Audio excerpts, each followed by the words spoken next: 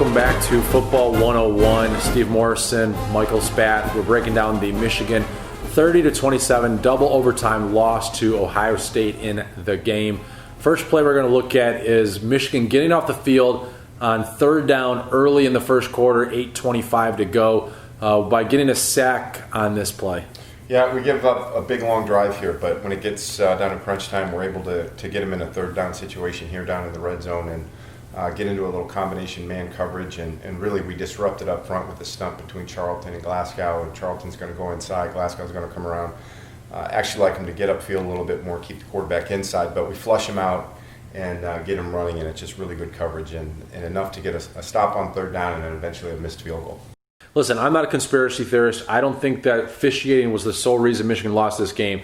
But here's a play where Wilton Speight looks to his left, throws to Amara Darboh, who by the time the camera comes to is on the ground. This is one of those calls that just cannot be missed. Yeah, I agree with you. There's certainly there's always going to be some speculation on some of those plays that are a little bit closer, but this is pretty blatant, tackling a guy, and in that situation, a flag's got to be called, particularly since we've already had one very similar called on us. So it's in these scenarios you got to call it both ways. 1:30 to go in the first quarter, and the play action, while the running game has not been very successful so far, this sucks in one of the linebackers and creates a big opportunity for Jake Butt. Yeah, Ohio State's going to bring a little fire zone pressure, and it's actually the drop down safety is going to be responsible for Butt. He gets his eyes inside. Like you said, Michael, on the play action, just enough for Jake Butt to get by him, and Wilton does a nice job of really getting the play fake, getting his feet set and getting his eyes turned, because he does have some pressure on him pretty quick and throws a nice ball out to Butt for a big gainer. Michigan facing a third and goal from the 5-yard line. And, you know, for as talented as Jabril Peppers is, Michigan used him so many times in the Wildcat that teams seem to figure it out. And here's a scenario where he loses some yards because the Ohio State defense isn't really buying that he's going to hand the ball off. Yeah, they're certainly expecting him to keep it, and they've got everybody loaded up inside there, and you know, it's well played by Ohio State. They got enough guys outside and one over the top, and a really good job by 6 of staying with it. But yeah, it would have been nice to get Peppers going here a little bit, particularly on this big third down in this game. Steve, we haven't talked about a play like this all year long, but 8:50 to go in the second quarter. Maurice Hurst, who had a really active game, and Michigan had 4 knockdowns at the line of scrimmage. And as a defensive guy, a guy that played linebacker, coached the defense, how hard is this, and what goes into it to make this play?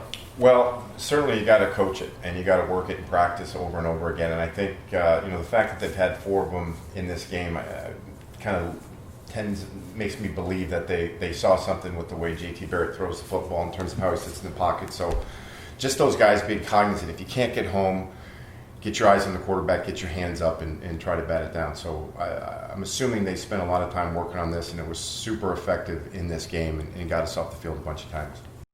Immediately after Michigan and Wilton Speight get pick-sixed by Malik Hooker in Ohio State, they march right down the field. They're going to take the lead going into halftime. And here, one of the key plays, a 19-yard completion across the middle to Amara Darboh with about minutes to go. Yeah, it's a nice job of answering Ohio State's score and kind of rebounding here a little bit. But this is just a nice little simple, give a little play action in there to keep the linebackers inside. And we're just going to play Ohio State's going to be in quarters, and Darboh just runs up the field underneath the safety and a little square in it. It really becomes a timing route between him and Speight, and throws a really nice ball and a really nice job getting up there. And Michigan got to the quarterback 8 times, 8 sacks. This is not a sack, but this is a pressure that leads to an interception for Jabril Peppers. Yeah, this is just a great job by Wormley. He's going to be the end up top. He's going to get a short set by the tackle, and what he does a great job of is seeing when the quarterback sets his feet, he's actually at the level, and he comes underneath his guy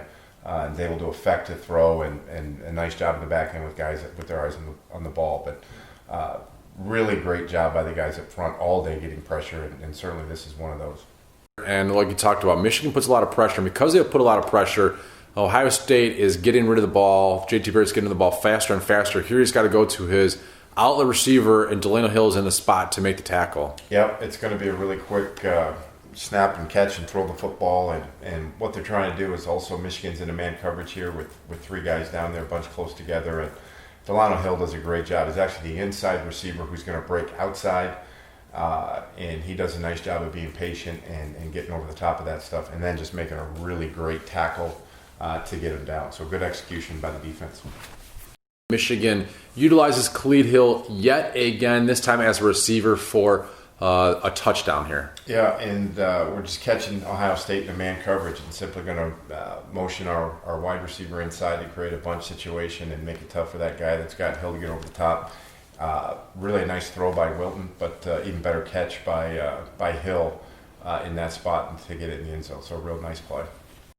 We could call this a teaching moment, but you know what? This is the kind of play that I see all the time in the NFL where quarterbacks, there's an umpire that's in the way, the quarterback doesn't see past the umpire, throws it to a spot thinking that it's clear, and there's a linebacker they're ready to pick it off. Yeah, there's a lot of blind spots underneath there for sure, and this is a situation they're going to have, they're in man coverage, they're going to have a free linebacker here that's going to read the quarterback's eyes, and Wilton gets on the move here a little bit, and I think it's one of those scenarios where you just can't see him. He's behind the referee, and like you said, Michael, there's always a lot of stuff going on in there, and he puts it up where he thinks he's going to have an open shot, and the guy's just sitting there ready for it. So unfortunate scenario in that situation, but that's a tough position to play.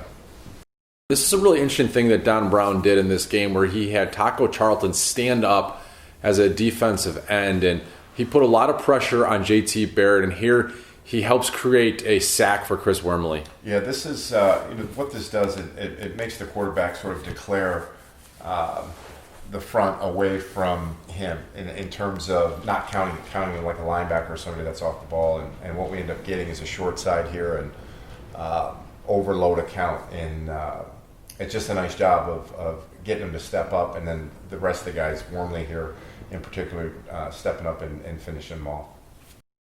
Neither one of us thought that the offensive line in the big games, Michigan State, Iowa, Ohio State, played very well. But when you talk about the lack of success in a running game, it's not just the offensive line. Here's a play where the running back needs to help his guys out a little bit. And this is, again, a teaching moment that they've got to do better at. Yeah, it's a team game for sure. And you said it so right. There's lots of blame to go around here in this scenario. But here's a little draw play, and Mason Cole's going to go down inside and then work up to the linebacker, and you'd like to think that Higgin would know that the linebacker has leverage on him and try to cut and hit it up inside where nobody's there, and just another opportunity that's kind of missed here in a crunch situation where we need to make a play and get something going here in the fourth, but definitely need to do a better job with that.